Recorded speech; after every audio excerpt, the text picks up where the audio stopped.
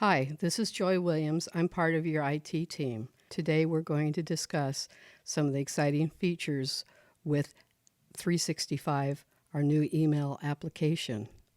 First, we're going to look at our old email application so I can show you what it used to be like and then what it's going to be like now. As you remember, you clicked on the old icon and you waited.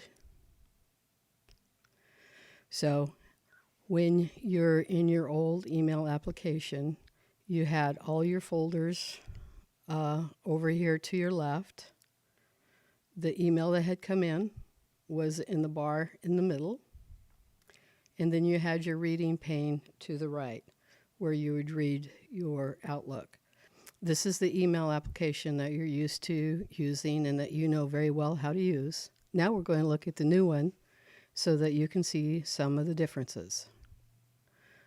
First, we have a different icon. Okay. One is bluer than the other. Okay. The new icon is very, very blue. So you will first go to your pick an account at Microsoft. Then you're going to click on your Willamette family address. Then you're going to enter your password. And I hope I entered it right. And this is what the new application looks like. Now we're going to open the old email so that you can see them side by side. This is the old Outlook inbox, and this is what the new inbox looks like. So the folders that you have saved over years, in my case over the years, are still here. And this is your current email. And once you click on an email, you will see the reading pane. And as you can see, our confidentiality information is tagged on to the email. So we are compliant with that requirement. And yeah, if we like our email, we can click thumbs up. Not sure what that does. And to reply to an email, you just click on that. And when you have multiple senders or receivers, then you can click on reply all. And this would be to forward it. And more actions are in the Eclipse. Delete, reply, delete, add safe sender. Most of these are pretty self-explanatory. And this is a scroll bar that you can scroll down and see even more.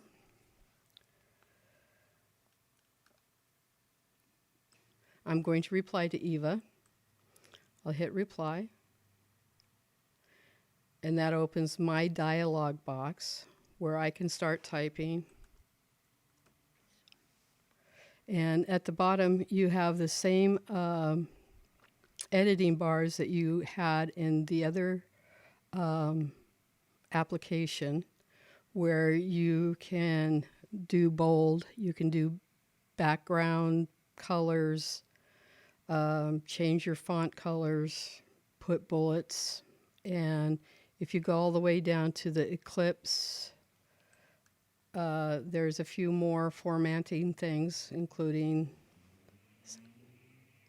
to insert a hyperlink. And the bottom bar here for adding an attachment gives you the ability to browse this computer or a cloud location. Next to it allows you to insert a picture. And you can just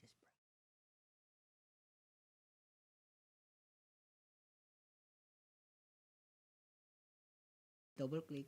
And we have emojis we can insert. You double click, you select your emoji.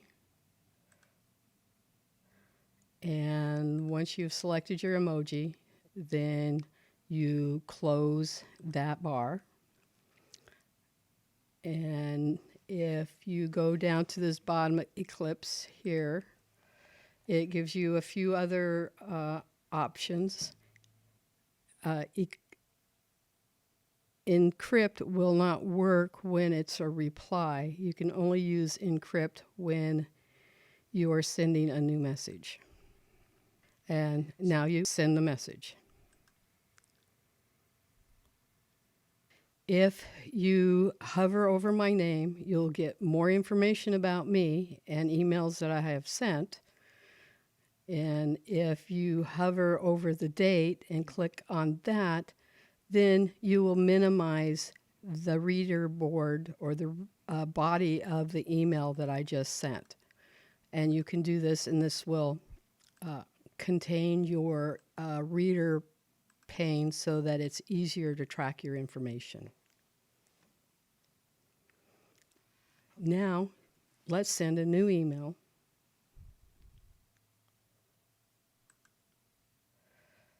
And we're going to send it to an outside email address.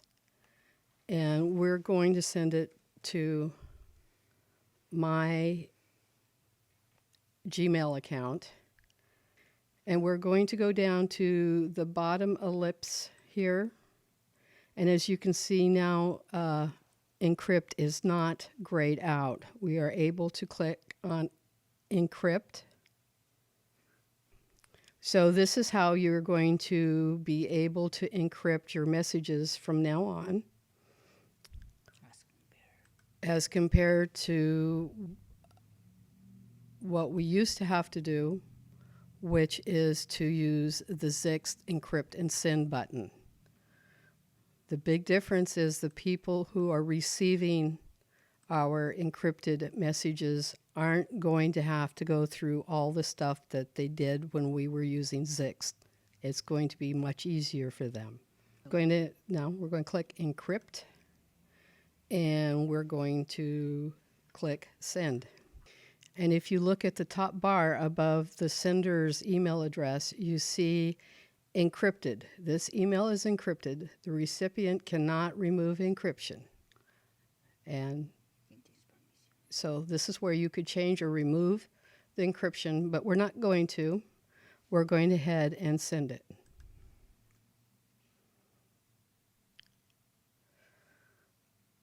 Let's look at our top bar here. We have the 9 dots. Then we have our Willamette family logo. If you click on the Willamette family logo, you will leave your email and you will go to our website. And if you use your back button, most of the time you're still in it, but there's a chance that you may log yourself out. So just so that you know, sometimes the back button doesn't work. Now let's look at these other dots over here. This is your app launch. These are apps that we are really excited about having the opportunity to be using these programs. We're not quite ready to tell you all about them yet, but we look forward to telling you about them soon. Right now, the Outlook app, the icon, is the one that is going to be functioning for you first. Do not click any of these yet. We will let you know as soon as they're functional. You may go someplace, but they're not going to be functioning the way we'd like them to, and we don't want to have to delete content out of these in order to make them function. So please, don't. This is Joyce still, and we're going to discuss on how you send a new email interagency to somebody you may not know their email address. We're going to click on the little people at the bottom of the bar on the left-hand side. And when that opens the left-hand bar, we are going to scroll down until we see default global address list. Click on that. This gives you everybody in the agency.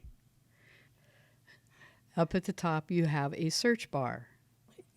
There's 2 ways to search. One, you can go through the entire list of the agency, which is alphabetical. So, or you can go to the search bar at the top and you can start typing in the name of the person that you're looking for. And we're looking for Jonathan Smith. So we're going to click on Jonathan Smith. And we can see other information about Jonathan. But since we want to send him an email, we are going to send on the link that says Send Email, which is going to open a new window with his address ready to go. So I'm going to send him a test message, and that's how you send an email when you don't know the address of somebody inside the agency. Now we're going to look at the calendar in 365. It's down here at the bottom. Go ahead and click on the calendar. When it opens up, you can see all the stuff that's been put in your calendar. One of the things you might want to do is click on U.S. holidays, and then they will show up in your calendar. We're going to add a new event. Up there underneath the Willamette family logo is the new event. So we're going to go and click on that.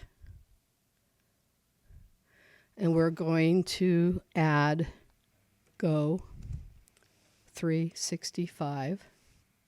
And then we're going to invite Arnell, Michelle, and we are going to click on the calendar, and we're going to select the 22nd. And we're never going to repeat this. It's going to ask us for a room. We're going to select the day conference room. And if you look at this bar on the 24th, the day conference room is available 8:30 to 9, 9 a.m. to 9:30, 9:30 to 10. So we're going to select 8:30 to 9, and we're going to select the reminder 15 minutes before, and we're going to use the description, Go 365. And we are going to review this quickly. We're going to send the invitation out to our other invitees. And that's how you add an event to your 365 calendar.